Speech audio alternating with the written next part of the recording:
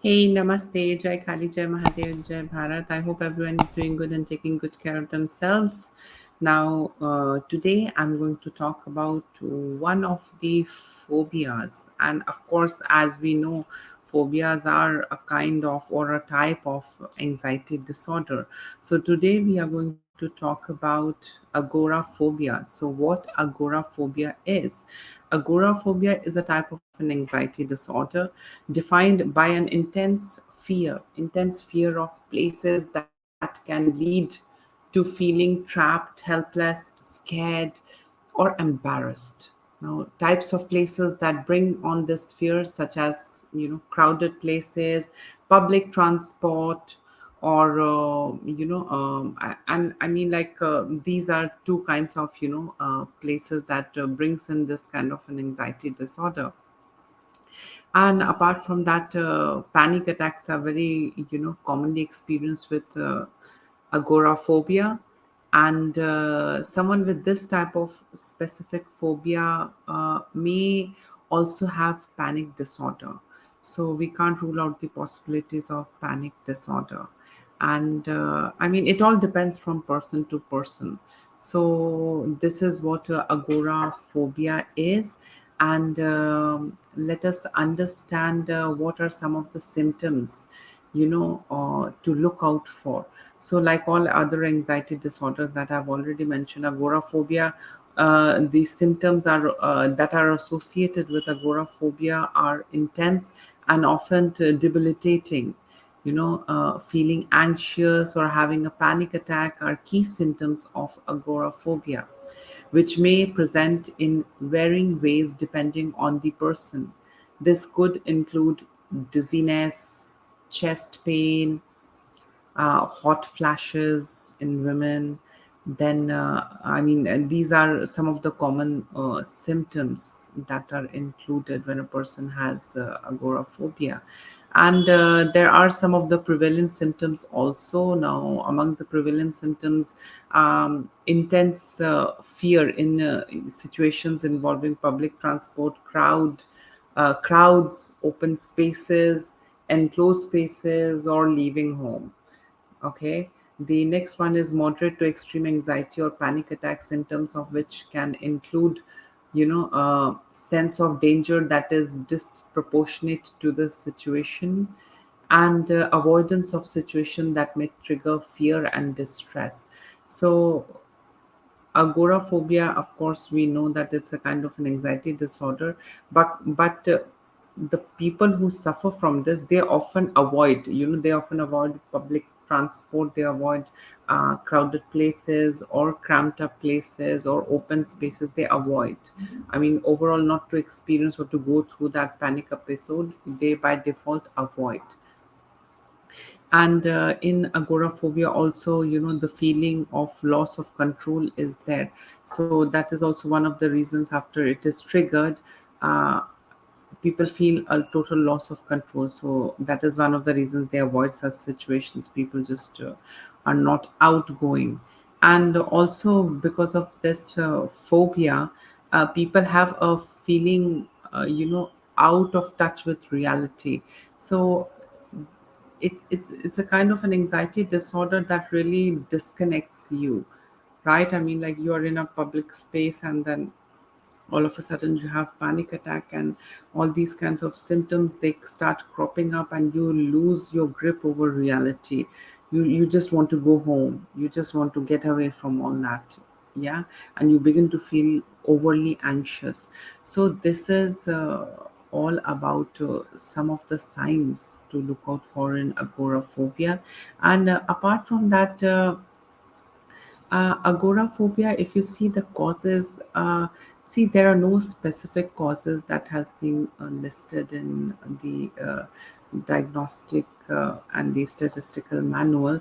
None of the specific causes are mentioned.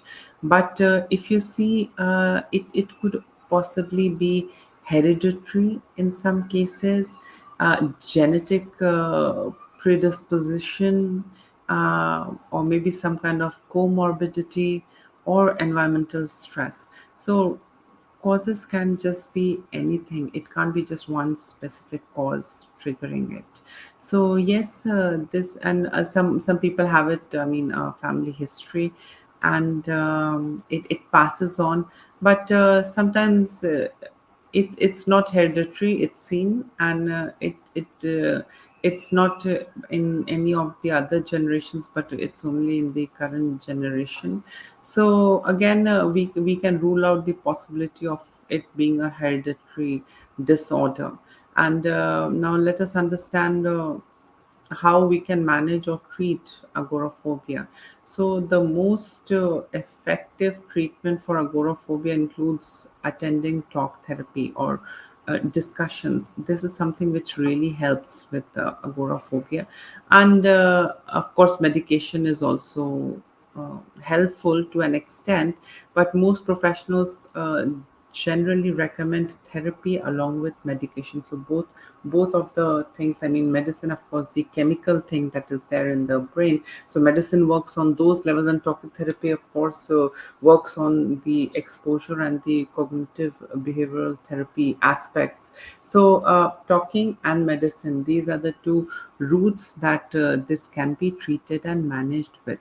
So and also, if you see, when it comes to the selection of the medication, anti-anxiety medications are generally given, and apart from that, antidepressants are also used for treating and managing agoraphobia. And also a very selective kind of serotonin reuptake inhibitors are also used.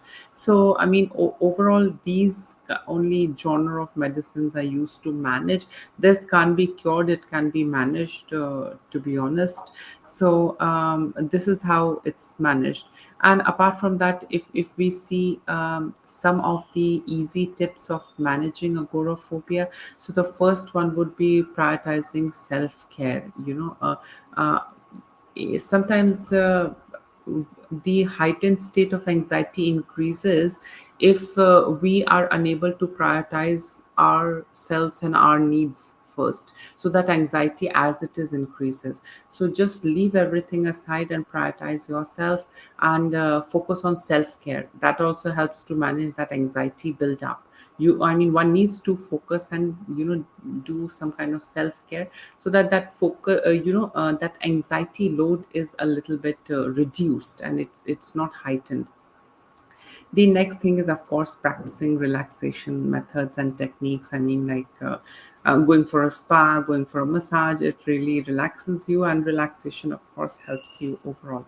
The third one is, uh, don't be scared of the triggers, and don't go to an extent of avoiding all the triggers, like being in crowded places, being in public transport.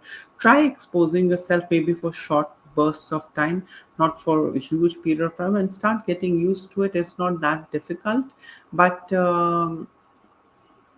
you have to bring yourself together to do it. I mean, like, saying is very easy. I do have agoraphobia as well. I mean, like, I am very scared of public transport. I'm scared of crowds, and a lot of complications I have.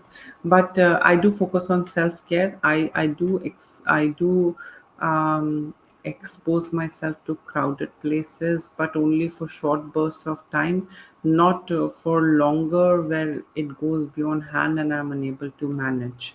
So yes, that was the trigger part, how you can manage and cope up.